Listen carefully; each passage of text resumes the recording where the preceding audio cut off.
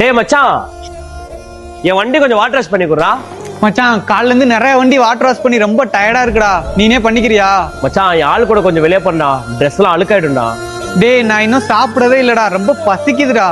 சரிடா மச்சான், நீ போய் சாப்பிடு, நானே பண்ணிக்கிறேன்.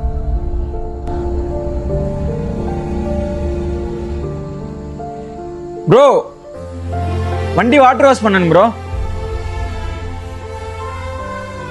டேய் மச்சான் நீ சாப்பிடுறா, நான் பாத்துக்கிறேன்.